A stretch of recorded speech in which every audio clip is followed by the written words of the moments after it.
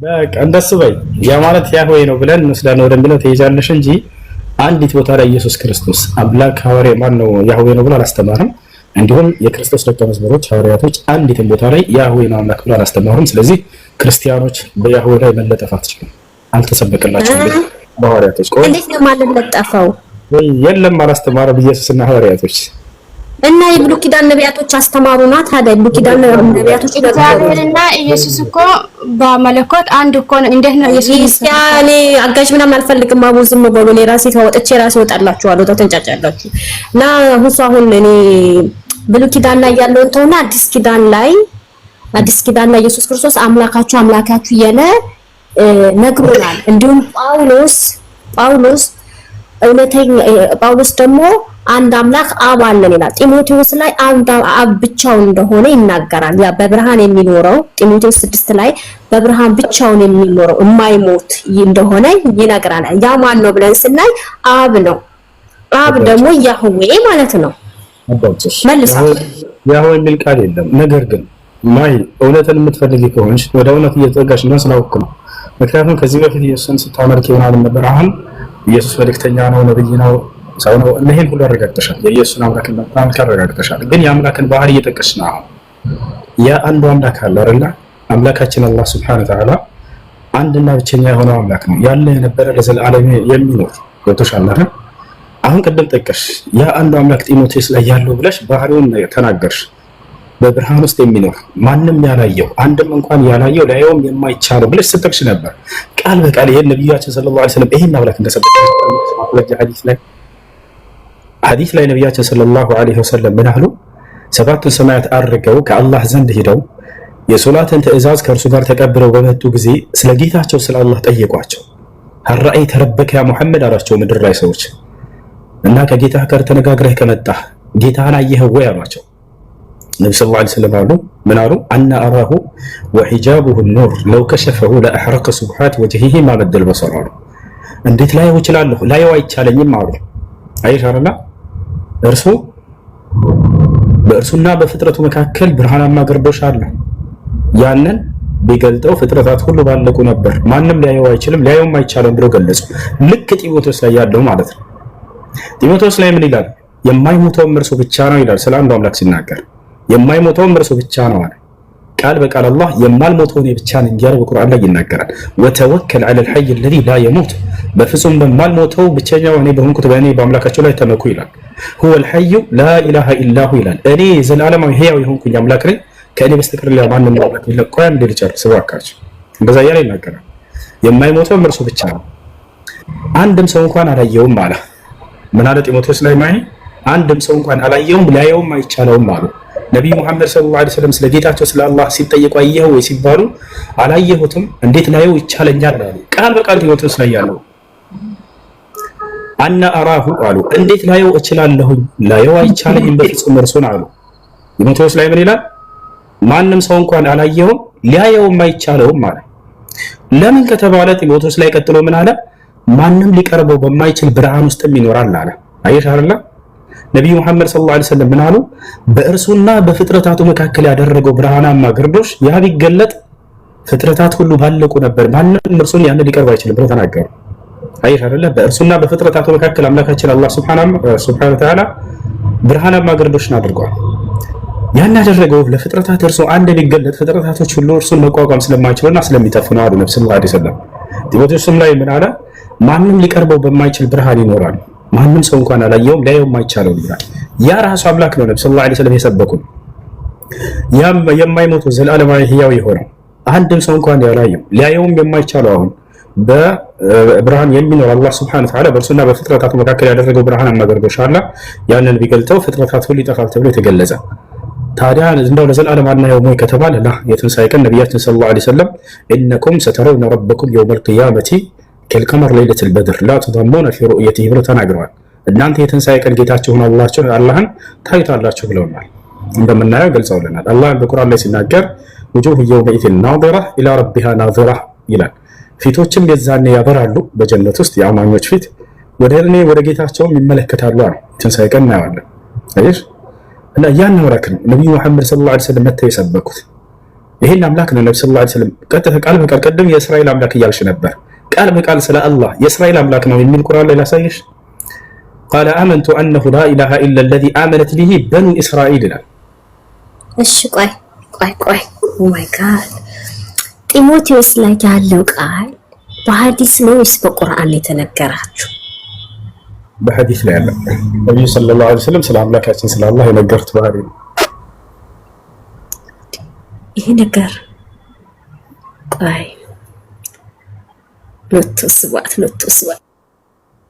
አሻዱ ምን ማለት ነው? ስራህ ይፍረስ። አሁን ቀጥል አምጣ፣ እስካሁን ማስረጃ አምጣ። ምንድን ይሻላችሁ እናንተ? ቆይ ከመጽሐፍ ቅዱስ ጋር እንዴት ነው እንደዚህ አይነት ነገር? እኛ እንደ አምላካችን የሚያሳይ ጢሞቴዎስን አሁን ጭራሽ ወሰዳችሁ አይደለም? አዳምጪ። አሁን እዚህ ጋር ክርስቲያኖች ሲጠይቁ ጊዜ ምን ብለው ይጠይቃቸው? መጀመሪያ መሐመድ መጥቶ የሰበከው አምላክ ከእኛ ከያህዌ ወይንም ከአንዱ አምላክ ጋር ተመሳሳይ ነው ወይንስ አይደለም ብለው ይጠይቃሉ። እንደሆነ ስናሳያቸው ያን አብርሃም ይስሐቅ ያዕቆብ አምላክ አንድ አምላክ እንደሆነ አምላክ ባህሪያት ላይ አንዱን እያነሳ ሳሳያቸው ጊዜ ራሱ ያ ነብያቶች የሰበኩና አምላክ ነው መሐመድ የሰበከው ብለው ማመን ሲገባቸው አኮርጆ ነው ማለት ነው ወደሚለው እንደገና ሌላ ቅጥፈት ይኬዳል።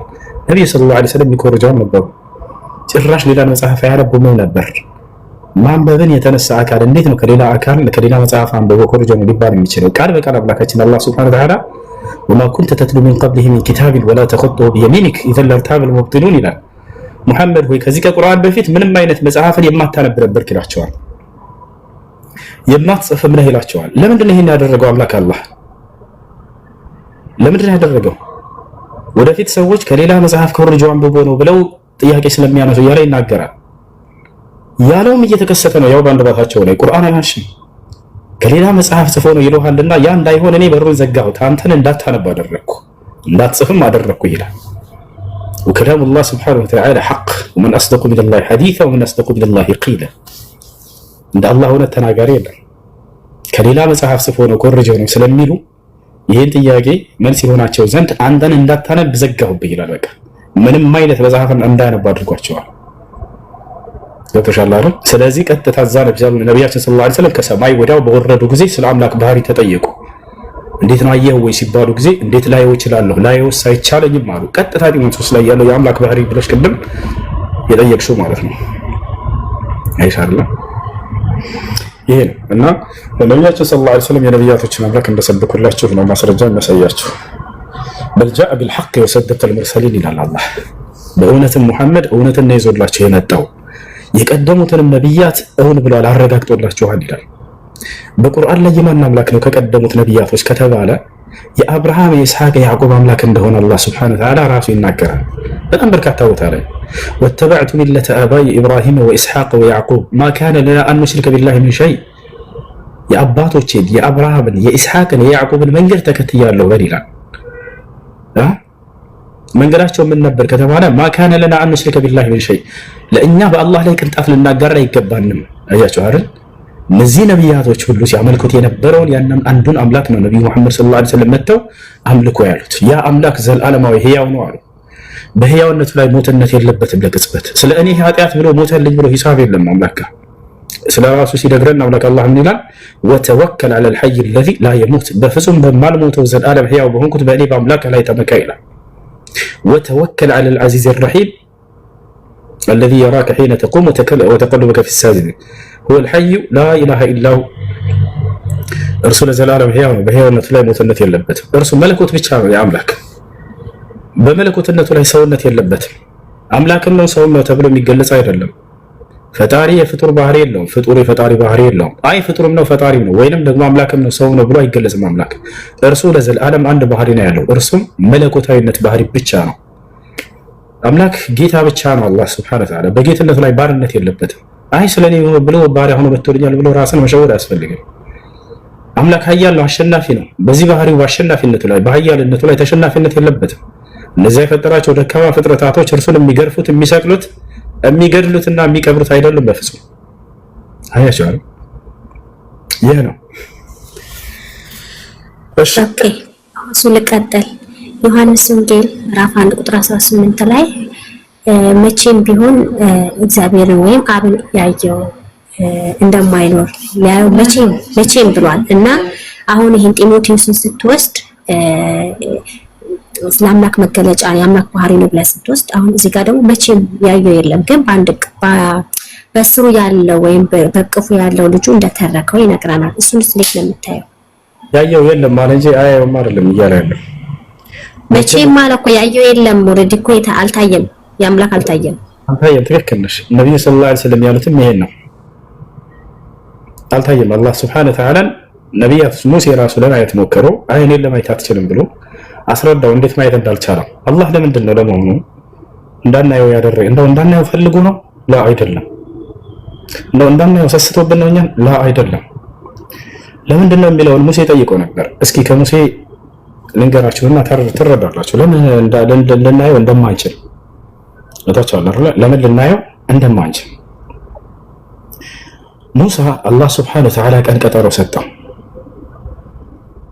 30 ሌሊት ከነቀናቶቹ ከእኔ ጋር ንግግር ታደርጋለህ ና ብሎ ቀጠረው። ወዋዕድና ሙሳ 30 ለይለተን ወአትመምናሃ ቢ10 10 ጨመረለት ሞላለት። ፈተመ ሚቃቱ ረቢሂ 40 ለይላ የጌታው የአላህም ቀጠሮ ለሙሳ 40 ሌሊቶች ሞሉ።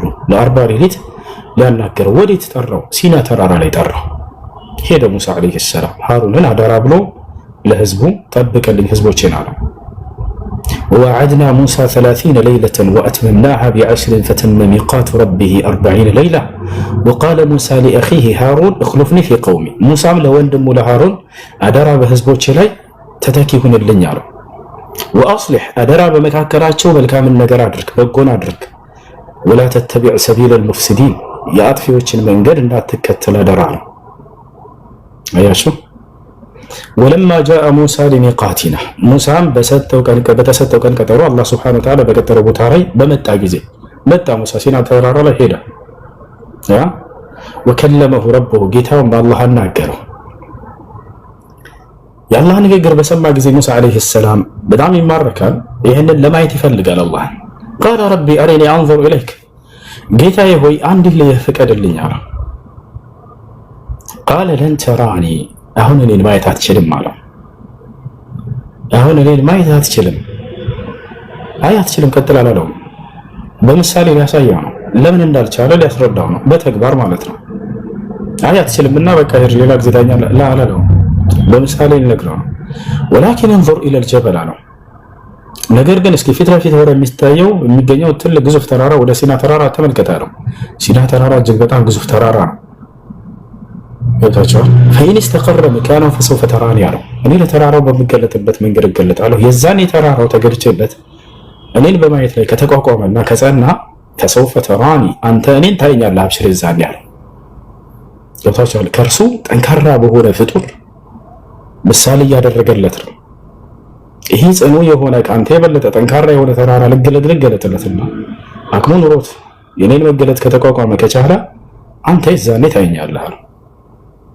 فلما تجلى ربه للجبل جعله دكا ጌታውም አላህ Subhanahu Wa Ta'ala ለተራራው በሚገለጥበት መንገድ በተገለጠ ጊዜ ድርምስምስ ወጣ። አመድ ሆነ። ተራራው መቋቋም አልቻለም የአላህን መገለጥ። ሙሳም በዚህ ጊዜ ወخر موسى صاعقا ሙሳም ራሱን ስቶ ወደቀ፣ ፌንት በላ። ከዛም አላህ Subhanahu Wa Ta'ala ሙሳን አስነሳው። فلما افاق ሙሳም ባንሰራራና በተነሳ ጊዜ የማይገባው ጥያቄ እንደጠየቀ ተረዳ ሙሳ።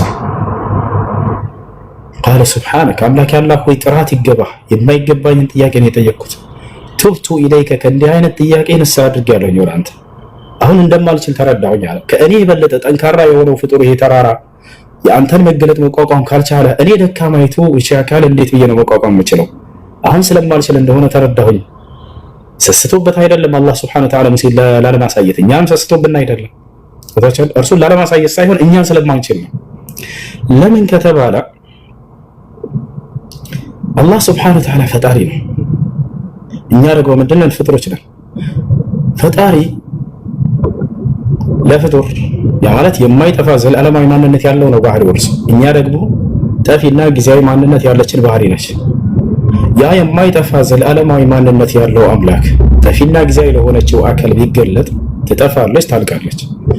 ታዲያ ጀነት ስንገባስ የዛኔ የማይጠፋ ዘላለማዊ ማንነትን ያላብሰናል። የዛኔ ማየት እንችላለን።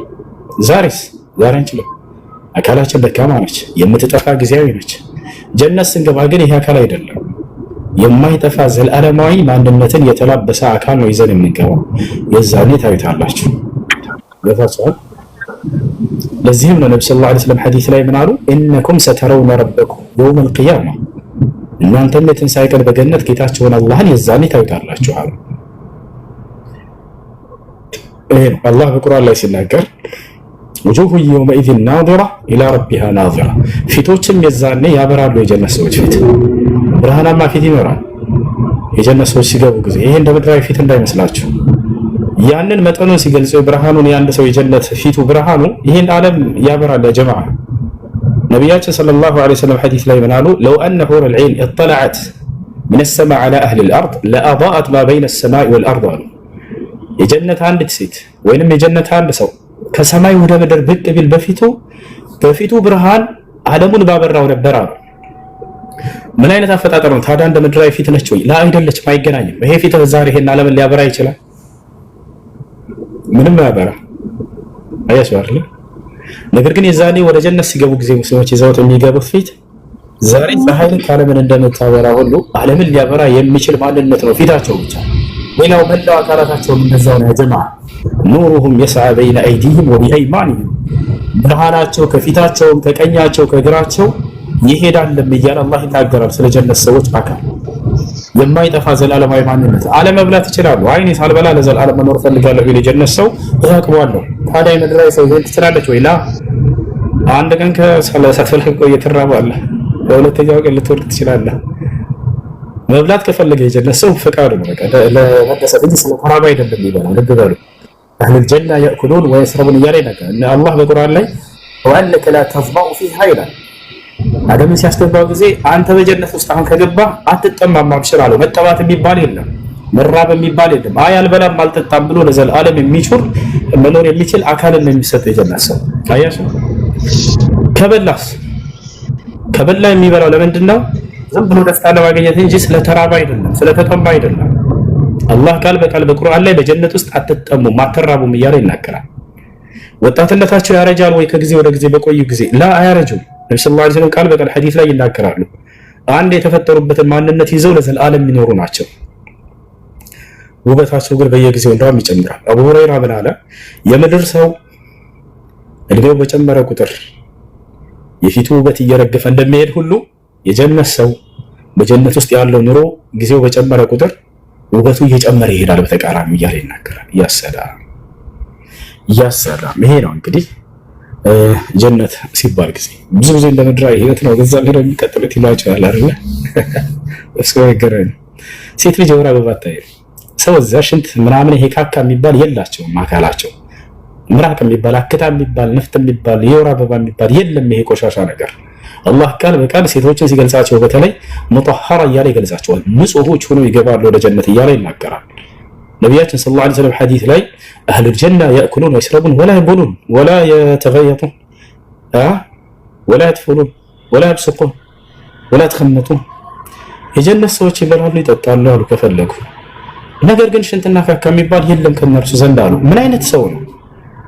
ከምድር ሰው ጋር እንዴት ነው የሚገናኘው? እዚህ ከበላህ የግዴታ ሸነው ታወርዳታለህ ሄዳ እዛ እንደዛ ብለው ሂሳብ የለም። ሰሃቦች በዚህ ጊዜ ግን ጠየቁ፣ አንተ አላህ መልእክተኛ በልተን ተተን መጸዳጃ ቤት ማን ሄድ ከሆነ ያ ይበላ ነው እንዴት ሊሆን ነው ብለው ጠየቁ። ነቢያችን ሰለላሁ ዐለይሂ ወሰለም ያማ በአንድ ነገር ይወገዳል አሉ። አንደኛ ምንድነው? አንዴ ማግሳትን ያገሳቸዋል። ሁለተኛ ደግሞ ከሰውነታቸው የሚወጣ ከሚስክ ጠረን የበለጠ ሽታ ያለው ደስ የሚል ጠረንና መዓዛ ባለው ላብ አንድ ያልባቸዋል፣ በዚያ ይጠፋል ብለው ተናገሩ። ምን አይነት ሰው ነው ይሄ? ምራቅ አክታ ምናምን የለም ብለው ቃል በቃል ተናግረዋል። እንዲህ አጸያፊ ከሰው ልጆች የሚወጡ ቆሻሻ ነገራቶች የሉም እዛ። ይሄን ይመስላል። ስለዚህ የምድራዊ ሰውና የዛ የጀነት ሰው በፍጹም የሚገናኙ አይደሉም። እሺ ከላይ ኪያ ሰላም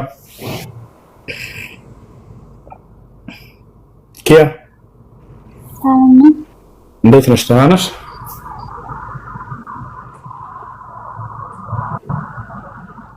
ይሰማሻል?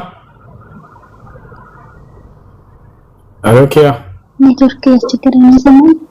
ይሰማል? ችግር እሺ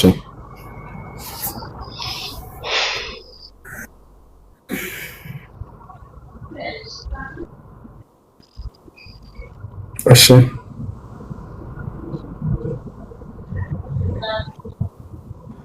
እና ሁሱ መላእክት አትሆኑም ማለት ነው። እናንተ ሰው ናችሁ ስትሞቱ እንደ መላእክ የሚል አይደል እንጂ መላእክት ሆናላችሁ አይደል? እንደና የኛው ይሄ እንደ የሚለው ማመሳሰል ነው። መላእክት በስራሱ መላእክት ሆናላችሁ ሳይሆን እንደ መላእክት ሆናላችሁ ነው አይደል? እንደ መላእክት ሲባል ከባህሪ አንፃር ለምሳሌ እንደ መላእክት ነው የምንሆነው ተመስገን አይዋ እንጂ መላእክት ሆናላችሁ የሚል የለም አይደል?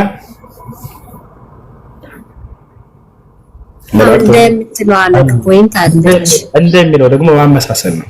ማሂ እንዳንበሳ ነች ብላ አንበሳ ነች ማለት ነው አይደል? እግዚአብሔር እንዳንበሳ ነው ይላል። እንደሚለው ማመሳሰል ነው። እግዚአብሔር አንበሳ ነው ማለት ነው አይደለም። መጽሐፍ ቅዱስ ላይ ምን ይላል ትሰሚያለሽ? አንድ ሻራን ያስፈልጋል። ከላይ ያለችን እንቀጥላለን። መጽሐፍ ቅዱስ ላይ ለስተሽ ማስረጃ ለምሳሌ ትንቢተ ኢሳይያስ ምዕራፍ 42 ላይ እግዚአብሔር ምን አለ? ምጥ እንደያዛት እርጉዝ ሴት እጮሃለሁኝ አለ። እንደ ብሎ ራሱን አመሳሰለ ከርሷ እግዚአብሔር ምጥ ያዘው ምሳሌያዊ ንግግር ነው። እሱን እንደ የሚለው ማመሳሰል እንጂ ያንን ነገር እንዳው በሁኔታው ነው ማለት አይደለም። እንደ መላእክት ትኖራላችሁ ሲባሉ ክርስቲያኖች መላእክ ሆነን እንኖራለን ብለው ተረድተውታል። እንደ የሚለው ተረዱ እንጂ ማመሳሰል እኮ ነው። እንደ አንበሳ ከተባለ ያው አንበሳ ነው ማለት አይደለም። አይኩ እኛ ተረድተናል። እሱ ምን አለ መሰለህ ግን እኛ አሁን ለምሳሌ አሁን እናንተ ከፈለጋችሁ ትበላላችሁ፣ ከፈለጋችሁ አትበሉ፣ ከፈለጋችሁ ትጠጣላችሁ፣ ከፈለጋችሁ አትጠጡ፣ መብታችሁ ነው። ዘላፈታ እያላችሁ ግን እንደምትኖሩ እየነገርከኝ ያለኸው ግን መጸዳዳት መጠቀም ደግሞ እነዚህ ሳይ ቆሻሻ ነክ ነገሮች እንደሌሉ ይሄን ላይ የጠጣለ ቆሻሻ ነገሮች የሉም። ጉድ እኮ ነው። መግባት ከተቻለ ሐሳብ ደስ እዛ ላይ ደግሞ ሰው ነው። አሻዳንቺ እንደ መጽሐፍሽ ከፈለጉ መላእክቶች መብላት እንደሚችሉ አሳይሻለሁ። ችግር የለውም። መላእክቶች ከፈለጉ መላእክት የበሉት የመና ነው የበሉት መና በደንብ እንደበላ አሳይሻለሁ። ይቻላል። አኪያት ቀጥል። አንዴ መላእክቶች ከፈለጉ መብላት እንደሚችሉ አሳይሻለሁ። እንጀራ እዛ እሺ። ኪያ ቀጥል። እሺ ምን ጥያቄ አልፈልግም። ካታችን ብዙ ጊዜ ተከታተላለሁ። እዚህ የሻዳ ብቻ ነው ፈልገው። እሺ የብለን ቃል አብረሽ የተከተልሽ በል። እሺ አሽሃዱ አላ ኢላሃ ኢላላህ ወአሽሃዱ አነ ሙሐመደን ረሱሉላህ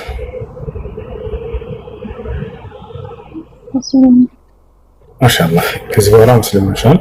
አሁን ያልሽው ቃል የሻሃዳ ቃል ወይም የምስክር ቃል ይባላል። አንድ ሰው ወደ እስልምና ሲገባ ጊዜ የሚመሰክረው የሆነ የምስክር ቃል ነው። በነቢያቶችም ዘመን ይሄን ምስክር ያስመሰክሯቸው ነበር። ማንም ሰው ወደ እስላም መግባት ሲፈልግ ትርጉሙ ምን ማለት ነው? አሽሃዱ አላ ኢላሃ ኢለላህ ማለት እነሆ ከአላህ በስተቀር በእውነት የሚመለክ ሌላ አምላክ የለም ብዬ መሰክራለሁ ማለት ሲሆን፣ ወአሽሃዱ አነ ሙሐመድን ረሱሉላህ ማለት ሙሐመድም የአላህ መልእክተኛና ነብይ ናቸው ብዬ መሰክራለሁ ማለት ነው። ስለዚህ ነው አንድ ሰው እስልምና በመቀበሉ ምን ያገኛል ከተባለ በሰለመበት ቀን የኃጢአቱን ሁሉ ስርየት ያገኛል፣ ምህረት ያገኛል። በሰለመበት ቀን ያለፈው ኃጢአት ሁሉ ይማርለታል፣ ከኃጢአቱ ሁሉ ነፃ ይወጣል። ማስረጃ ቁል ለለዚነ ከፈሩ ኢየንተሁ ይግፈር ለሁም ማ ቀድ ሰለፍ ወኢን የዑዱ ፈቀድ መደት ሱነቱል አወሊን። አላህ ቃል በቃል ምን ይላል ራሱ ሲናገር፣ ሙሐመድ ሆይ ለነዚያ ለካዱት እንዲህ በላቸው ካሉበት ክህደት ቢቆጠቡና ወደ እኔ ቢመለሱ ያለፈ ኃጢአታቸውን ሁሉ ምርላቸዋለሁ እያለ ይናገራል። ነቢያችን ሰለላሁ ዐለይሂ ወሰለም ሐዲስ ላይ አልኢስላም የጀቡ ማ ቀብለሁ አሉ። እስልምና ከእርሱ በፊት ያለን ኃጢአት ያስተሰርያል፣ ያስምራል አሉ። ሌላው ነገር አንድ ሰው እስልምናን በመቀበሉ ይህን ካገኘ በምድራዊ ህይወቱ ለኃጢአቱ ምህረትና ስርየትን ካገኘ በቀጣዩ ዓለምስ ምን የተስፋ ቃል ተሰጥቶታል በቁርአንና በሐዲስ ላይ ከተባለ በቀጣዩ ዓለም አምላክ አላህ ሱብሓነሁ ወተዓላ በርካታ ቦታ በቁርአን ላይ የዘላለማዊ ህይወትን ሊሰጠው በዚያም ላይ ገነትን ሊያወርሰው ቃል ገብቶለታል። ነቢያችን ሰለላሁ ዐለይሂ ወሰለም በሐዲስ ላይ ልክ እንዲሁ ማስረጃ የቁሉ ሱብሓነሁ ወተዓላ ፊ ሱረት ሉቅማን ፊ አወል ሰፍሐ ኢነ ለዚነ አመኑ ወዐሚሉ ሷሊሓት ለሁም ጀናቱን ነዒም ኻሊዲነ ፊሃ ወዕደላሂ ሐqqን ወሁወል ዐዚዙል ሐኪም። አምላካችን አላህ ምን ይላል? እነዚያ በእኔ አምነው መልካምን የሰሩ ሰዎች ለእነርሱ ገነት አለችላቸው አለ። እነርሱም በእርሷ ውስጥ ለዘላለም ዘውታሪዎች ናቸው። ይህ የእኔ የአላህን ቃል እውነት ነው አለ። ግን አሸናፊና ጥበበኛ የሆንኩኝ አምላክ ነኝ ይላል ነቢያችን ሰለላሁ ዐለይሂ ወሰለም ሐዲስ ላይ ምን አሉ? የብነል ኸጣብ አይ ዑመር ብነል ኸጣብ اذهب ونادي في الناس انه لا يدخل الجنه الا نفس مسلمه አንተ ዑመር ብነል ኸጣብ ያሉት ሂድና በሰዎች መካከል ይሄን አውጅ፣ እነሆ ገነትን ሙስሊም ነፍስ እንጂ ሌላ ማንም አይገባባትም ብለህ አውጅ በሰዎች መካከል አሉት። ስለዚህ አንድ ሰው ሙስሊም በመሆኑ ምክንያት ነገ ከሞት በኋላ የዘላለማዊ ህይወት እንደሚያገኝ ገነት እንደሚያገኝ አላህ ሱብሓነሁ ወተዓላ ራሱ ቃል ገብቶለታል። ነብዩ ሰለላሁ ዐለይሂ ወሰለም ይህን ነገር ቃል ገብተዋል። ይህን ይመስላል። እሺ አንድ ሰው እስልምና ከተቀበለ በኋላ ከእርሱስ ምን ማድረግ ይጠበቅበታል ወደሚለው ስንመጣ ለዚህ ላመነውና ለመሰከረው ለአንዱ አምላክ መገዛት፣ ለእርሱ አምልኮን እየሰራ መኖር። በምን መንገድ? አምላክ በነብዩ ሰለላሁ ዐለይሂ ወሰለም ባወረደው ህግና ስርዓት ቁርአንና ሐዲስን መሰረት አድርጎ ያንን በመማር ይህን የአምላክን ህግና ስርዓት እየፈጸመ ይኖራል በህይወት ዘመኑ። እስከ መቼ ድረስ? እስከ ህይወቱ ፍጻሜ። ማስረጃ የቁሉ ሱብሓነሁ ወተዓላ ፊ አኺር ሱረት አልሂጅር ወዕቡድ ረበከ ሐታ የእትየከል የቂን፣ ሞት እስኪመጣብህ ድረስ እኔ ጌታህን አላህን ተገዛ ይላል። ቁል ኢኒ ኡሚርቱ አን አዕቡደ ላህ ሙኽሊሰን ለሁ ዲን ወኡሚርቱ ሊአን አኩነ አወለል ሙስሊሚን። ሙሐመድ ሆይ ለሰዎች እንዲህ በላቸው እኔ አላህን ጥርት አድርጌ እንድገዛ ታዘዝኩ ይበላቸው ይላል። ረጃ ፈሰሊ ሊረቢከ ወንሐር ይላል። ሙሐመድ ሆይ ለእኔ ለጌታህ ብቻ ስገድ እያለ ይናገራል። ቁል ኢነ ሰላቲ ወኑሱኪ ወመሕያየ ወመማቲ ሊላሂ ረቢል ዓለሚን ላ ሸሪከ ለህ ወቢዛሊከ ኡሚርቱ ወአነ አወሉል ሙስሊሚን አለ። ሙሐመድ ሆይ ስግደቴም፣ መስዋዕቴም፣ ህይወቴም፣ ሞቴም ለዓለማቱ ጌታ ለአላህ ብቻ ነው በላቸው እያለ ይናገራል። ለእርሱ በዚህ መን በፍጹም አጋር የለውም፣ እኔም ለዚህ የመጀመሪያ ታዛዥ ላይ በላቸው እያለ ይናገራል። ይህን ይመስላል። የመጀመሪያው ትእዛዝ ምንድነው? ሶላትን መስገድ የሚለው ነው። ለዚህ ለማይሽው ነው ለመሰከርሽ ለአንዱ አምላክ በአቅራቢያሽ የምታገኛቸው ሙስሊም ልጆች ካሉ እነሱ ስለ ሶላት አሰጋገድ እንዲያስተምሩሽ በተግባር እንደዛ ቢሆን ይመረጣል። ከዚያ በኋላ እነሱን እያየሽ ከእነርሱ ጋር መስገድ ትችላለሽ። ከሌሎች ደግሞ ከላይ ያለችው አለች ጓደኛሽን ሶላት አሰጋገድ አስተምሪ በላት፣ ሶላት መስገድ ትጨምሪያለሽ። እሺ ኢስላማዊ ትምህርት እንድትማሪ ደግሞ ከላይ ያለችውን ልጅ ዛህራ ፎሎ አድርጊያት፣ ግሩፕ ታስገባሻለች፣ በውስጥ ታናግሪያታለሽ።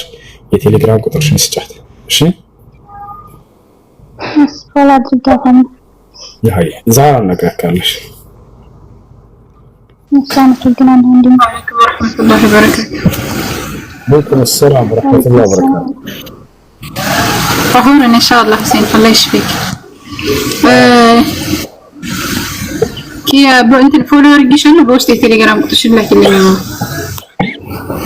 الله سنه كان يستجس بني انا اسلم الناس اللي فيك.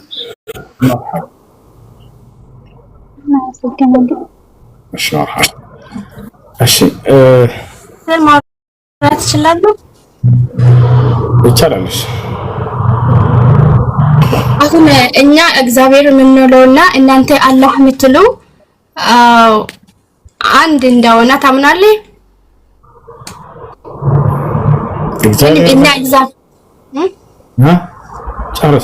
እና እግዚአብሔር የምንለውና እናንተ አላህ የምትለው አንድ አይደለም። ቅድም አንድ አልክታት እያወራክ ነበር። እግዚአብሔርና አላህ አንድ ናቸው ብዬ ምሳሌ እናንተ አላህ የምትለውና እኛ እግዚአብሔር የምንለው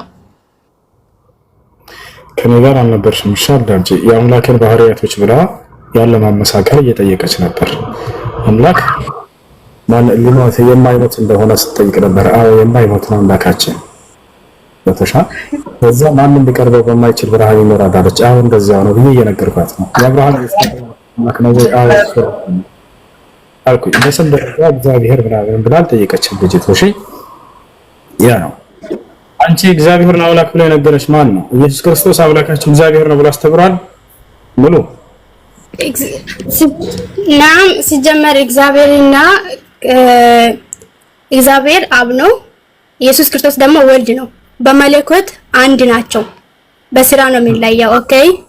ኦኬ እሺ። በመለኮት አንድ ናቸው የሚል ጥቅስ አለ መጽሐፍ ቅዱስ ላይ። እኔና አብ አንድ ነን ይላል። የሚለያየው ነገር የለም። በመለኮት አንድ ናቸው የሚላለው ይሄ ነው ጥያቄ። መለኮታቸው አንድ ነው እኔና አብ አንድ ነን ይላል። በመለኮት አንድ ናቸው የሚል ቃል አለ ወይ ነው ያልኩት። አንድ ናቸው፣ 10 ናቸው፣ 80 ናቸው፣ 6646 ናቸው ሳይሆን በመለኮት አንድ ናቸው ወይ የሚል ጠቅስ አለ ወይ? ተመልሼ እመጣለሁ። ተጠርቻለሁ። የጌታ ሰው እሺ። ከላይ ያለው ልጅ ኦሮሞኮ አካምብልቴ ሰላም አለይኩም። ወአለይኩም ሰላም ወራህመቱላሂ ወበረካቱ። አካም ብራ አሎ ወላሂ በጣም ደስ ብሎኝ ነው ገባው። ማሻአላህ ገለቶን እና በቃ አላህ ጨምሮ የኑቅና እስቲ በቃ እኔም ዱዓ አድርግልኝ። እሺ ማሻአላህ። እሺ አላህ ያሽርህ፣ አላህ ይጠብቅህ። እሺ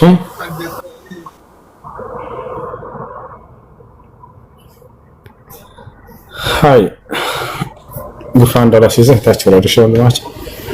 እሺ ሙሐመድ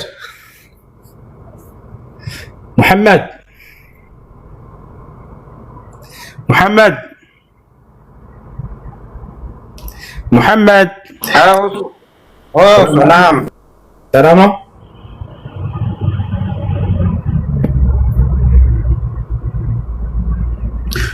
ሙሐመድ ወሶ ናም ሰላም አለይኩም ወአለይኩም ሰላም ወራህመቱላሂ ወበረካቱ። በሰላም አማን ነው፣ ሰላም ነው። የሆነ ልጅ ፈልጎ ነው፣ ክርስቲያን ልጅ ነው፣ አብረን ነው የምንኖረውና ዱባይ የሆነ ሩማችንና ያው ትንሽ እያከራከረን ስለሆነ እሱም ይከታተልሃልና ላገናኝህና አውራውማ። መርሐባ ይዛም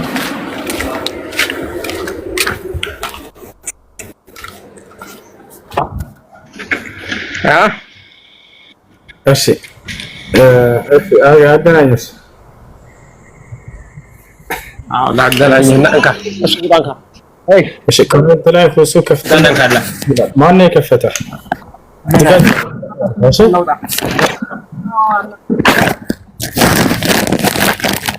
አይ ሰላም ነው ወንድማችን። ሰላም ነው። ማን ነው? አለን እግዚአብሔር ይመስገን ደህና ነህ?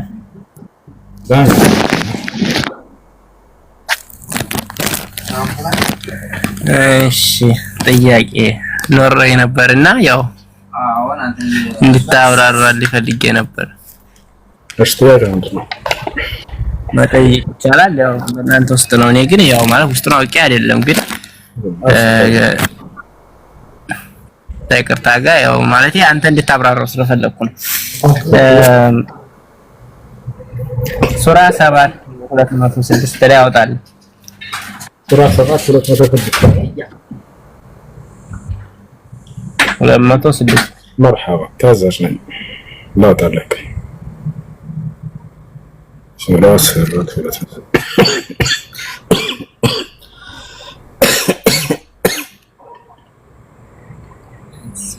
አይዞህ አመሰግናለሁ።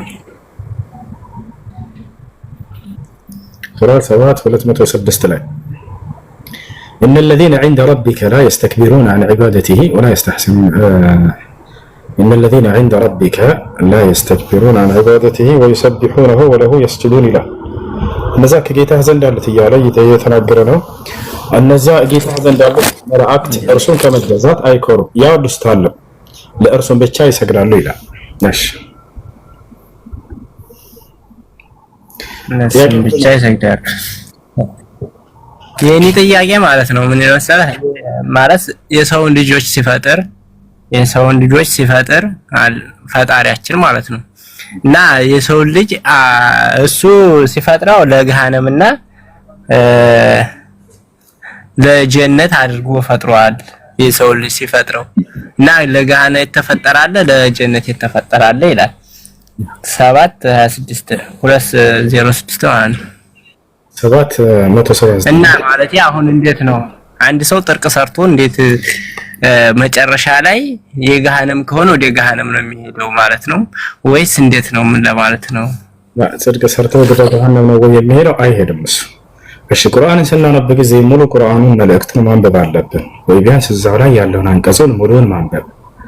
አንደኛ በመጀመሪያ አላህ ሰውን ለምን ዓላማ ፈጠረው የሚለውን ጥያቄ ብናገኘው ሱረቱ ዛሪያት ላይ ምን ይላል? ወማ ኸለቅቱል ጂነ ወልኢንሰ ኢላ ሊያዕቡዱን አለ።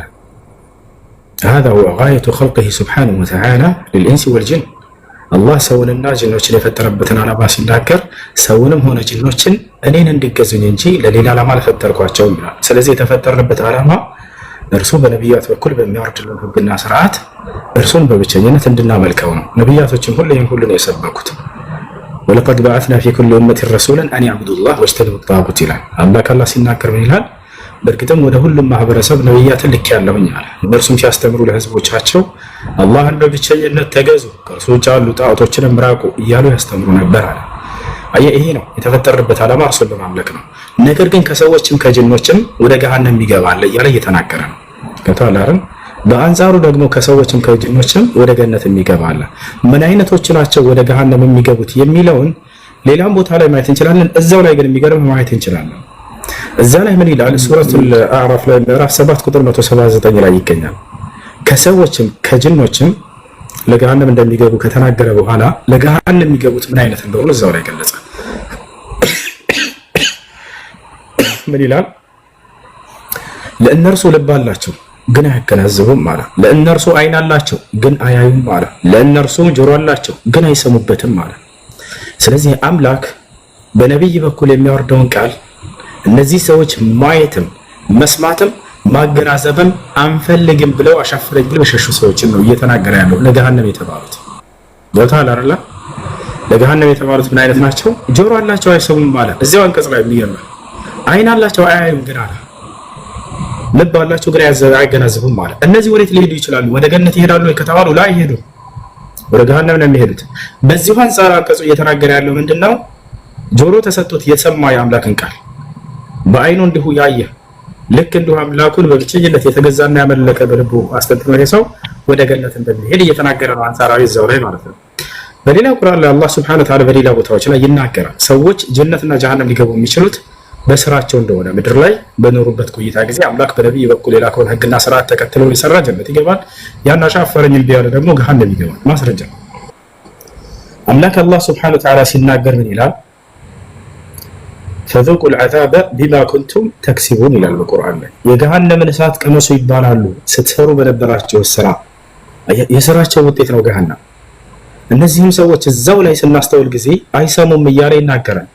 አያዩም አያገናዝቡም ማለት ሰጥቷቸው ነበር አላህ ጆሮ፣ ልብ ሰጥቷቸው ነበር፣ አይን ሰጥቷቸው ነበር። ግን ያንን አንሰማም ብለው ራሳቸውን የዘጉ ሰዎች እንደሆኑ እዛው ላይ እየተናገረ ነው።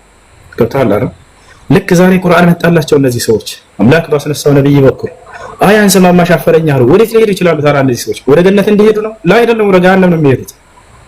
ወደ ገሃነም ነው የሚሄዱት እነዚህ ሰዎች። ይሄን ነው አንቀጹ እየተናገረ ያለው። በሌላ ቦታ ላይ አምላክ አላህ Subhanahu Wa Ta'ala ሰዎች ገነት ሊገቡ የሚችሉት የስራቸው ውጤት እንደሆነ፣ ሰዎች ገሃነም ሊገቡ የሚችሉት በስራቸው ውጤት እንደሆነ በርካታ ቦታ ላይ ይናገራል። ቅድም ስለ ገሃነም ሰዎች በምን እንደሚገቡ ሲናገሩ ይላል فذوقوا العذاب بما كنتم تكسبون فذوقوا العذاب بما كنتم تكفرون وللذين كفروا بربهم عذاب جهنم።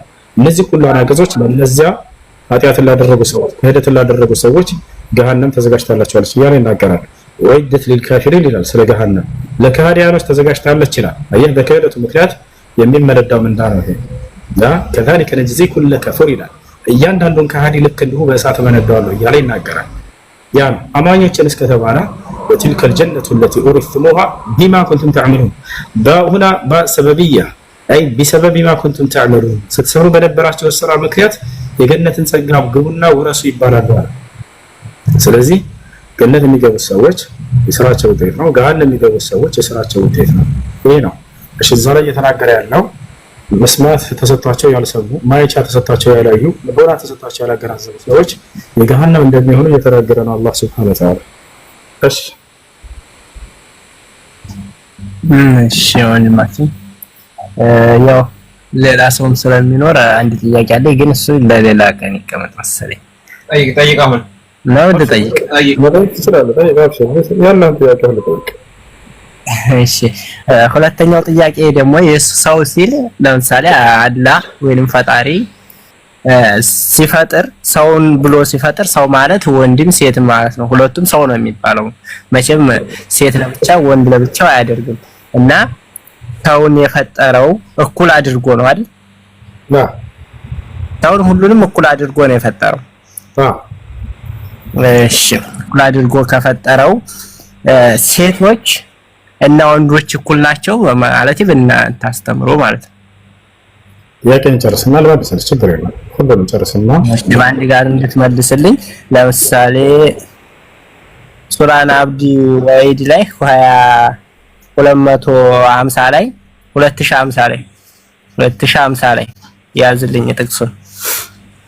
መሃን ብትሆን ለምሳሌ ያገባትና መሃን ብትሆን እሷም እንደ ቤት እንደሚነጠፍ ምንጣፍ ትቆጠራለች ይላል። አንደኛ ማለት ወንድ ልጅ የሚፈጠረው ከሴት ነው የሚወለደው። ወንድ ክብር የሚያገኘው ሴት ክብር ስታገኝ ነው። ለምንድን ነው እኩል የማይታዩት? ወንድ ስንት ነው ያልከው? ሱናን አዲ ሱናን አዲ ቁጥር ስንት? 2050 ላይ 2054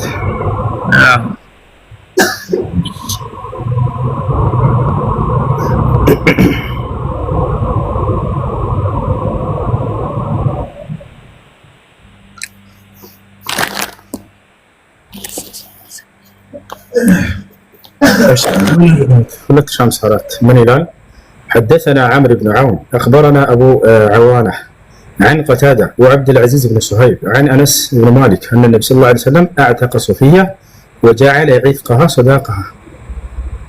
يا رسول الله أنا سواها السابق للمزقة يا رجال من دناو أن النبي صلى الله عليه وسلم أعتق صفية يوم تبالون مستوى كبار نتكبر نزاعات وجعل عتقها صداقها እርሷን ከባርነት ከበር ነፃ ማውጣታቸውንም የእርሷ ምህር አደረጉላት ይላል። ስለዚህ ነው ያወራ ያለው። በላሳው ይቆጥሩ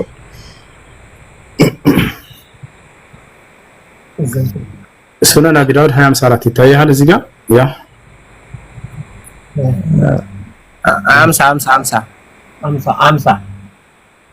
50 ላይ 250 54 ነው። እሺ 250 ነው ያልከው? እሺ 250 እሺ ምን ያለ እዚህ ጋር حدثنا احمد بن ابراهيم حدثنا يزيد بن هارون اخبرنا مستلم ابن سعيد ابن اخت منصور بن زادة عن منصور